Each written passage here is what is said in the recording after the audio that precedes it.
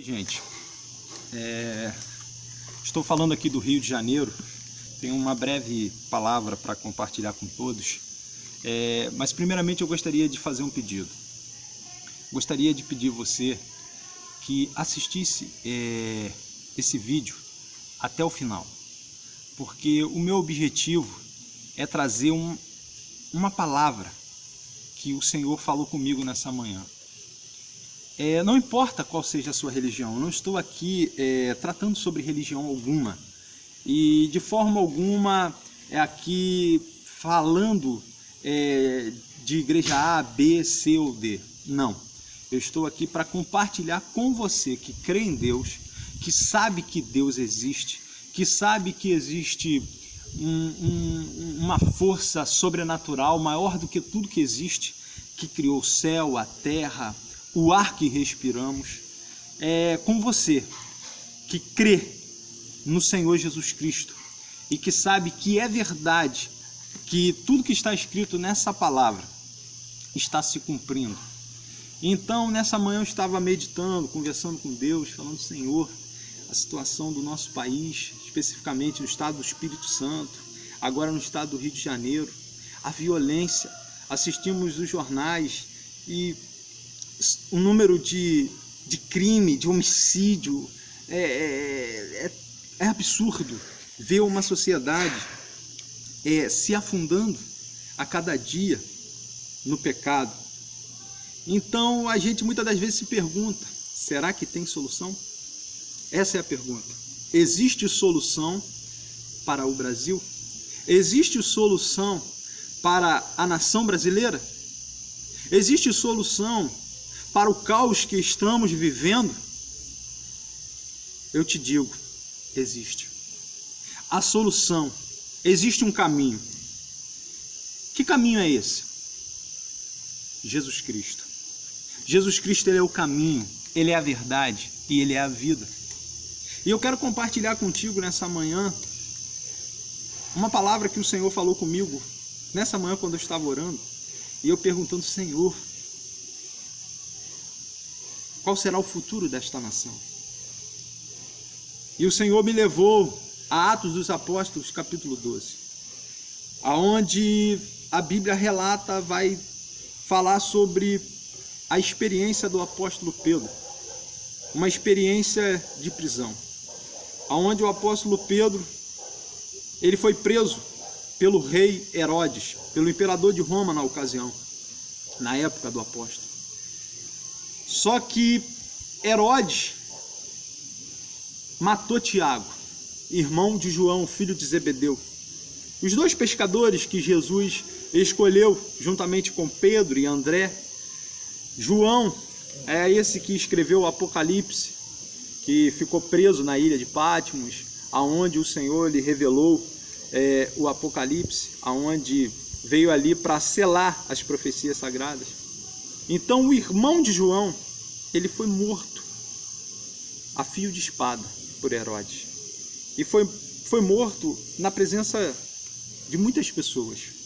E Herodes, vendo que aquilo agradou muito as pessoas, então ele mandou prender Pedro, para que após a Páscoa ele também viesse a matar Pedro. Essa era a intenção de Herodes, de fazer um espetáculo com a morte do apóstolo Pedro. Mas para não ficar somente nas minhas palavras, eu vou ler aqui apenas 5 versículos. Atos dos Apóstolos, capítulo 12, que diz assim: Por aquele tempo, mandou o rei Herodes prender alguns da igreja para os maltratar, fazendo passar a fio de espada Tiago, irmão de João. Vendo-se isto agradável aos judeus, prosseguiu, prendendo também a Pedro, e eram os dias dos pães asmos. Tendo feito prender, lançou-o no cárcere, entregando a 4 escoltas de 4 soldados cada uma, ou seja, 16 soldados, para o guardarem, tencionando apresentá-lo ao povo depois da Páscoa. Ou seja, a intenção de fazer a mesma coisa que ele fez com Tiago, de fazer um espetáculo com a morte de Pedro.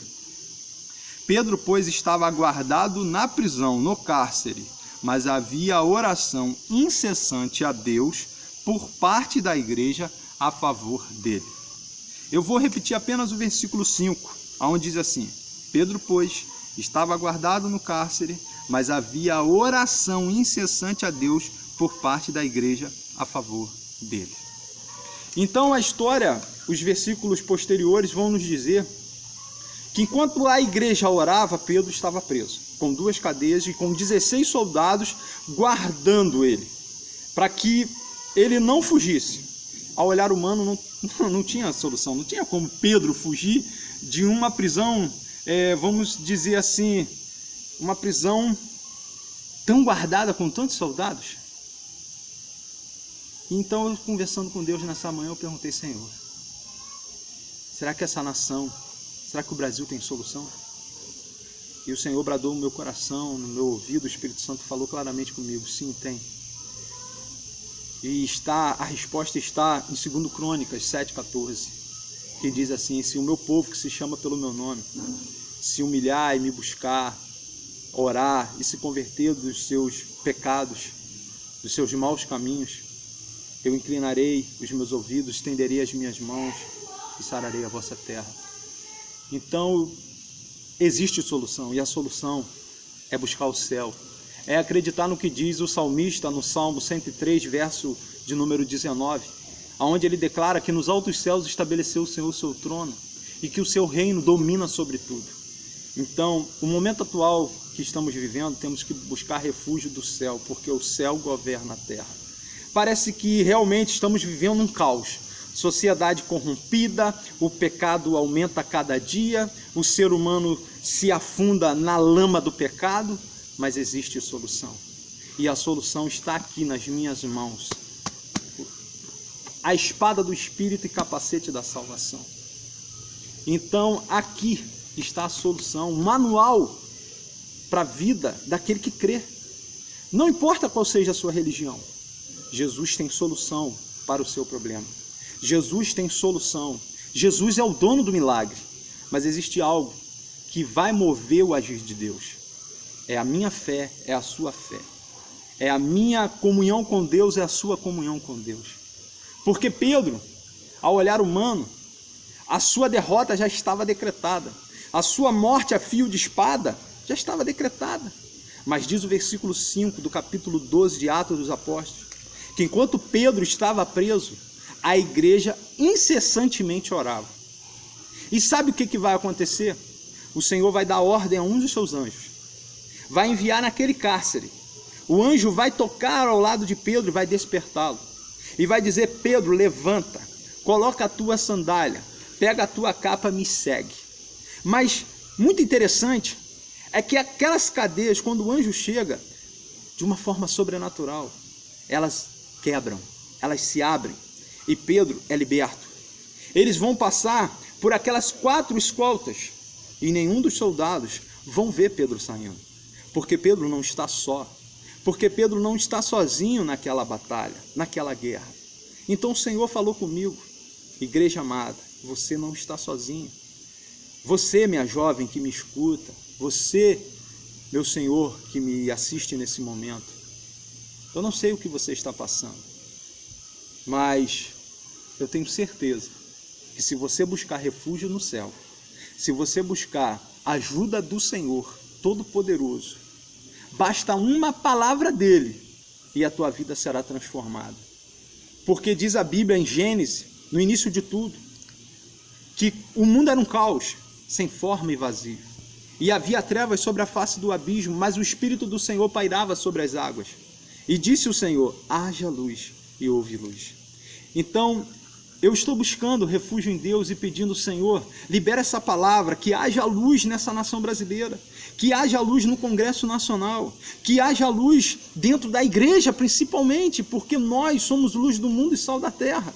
Jesus, ele disse que se o sal perder o sabor, para que presta um sal sem sabor?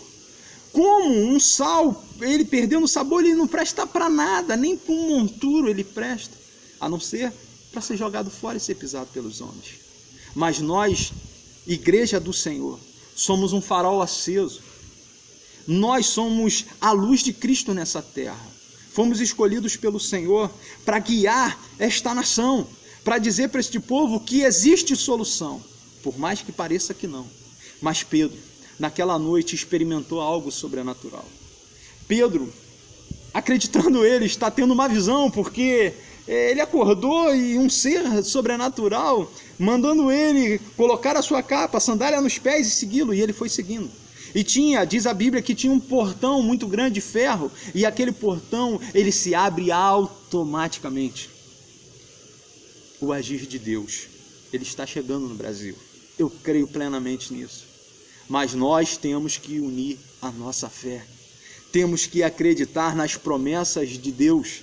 Promessas como está escrito em Isaías, capítulo 41, versículo de número 10, onde o Senhor deixou bem claro, dizendo: não temas, porque eu sou contigo. Não te assombres, porque eu sou teu Deus.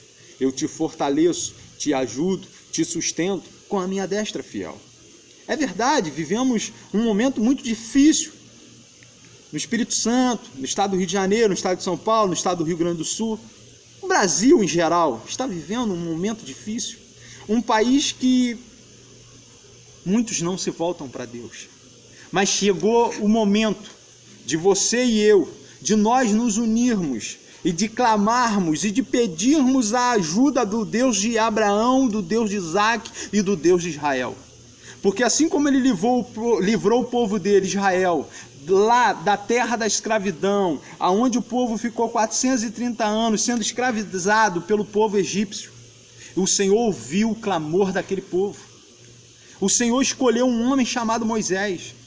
Hoje, o homem que foi escolhido, o nome dele é Jesus Cristo. Aquele que nasceu da Virgem. Aquele que foi criado por um carpinteiro chamado Yosef na língua hebraica, ou José, traduzido para o português. Esse homem, ele é capaz de mudar o cenário atual dessa nação. Ele tem poder para fazer tudo novo. Só ele tem poder de liberar uma palavra dizendo: haja luz nesta nação.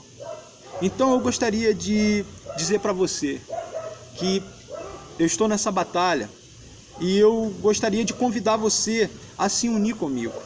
Todos os dias, às 18 horas, pare um momento do que você estiver fazendo. Eu sei que muitas das vezes é difícil, a gente está no nosso trabalho, nos nossos afazeres diários, mas às 18 horas, coloquemos o nosso joelho em terra e vamos buscar o auxílio do Senhor. Porque o Salmo 103, versículo 19 diz: nos altos céus estabeleceu o Senhor o seu trono. E quando eu falo de altos céus, eu não estou falando desse céu que a gente olha, azul com nuvens, não. É muito além, é fora do planeta Terra. Aí eu posso pensar, os altos céus é a Via Láctea. Não, ainda é além. É outras galáxias que os cientistas ainda não conhecem. É além, é muito além. O poder de Deus, Deus governa tudo que existe.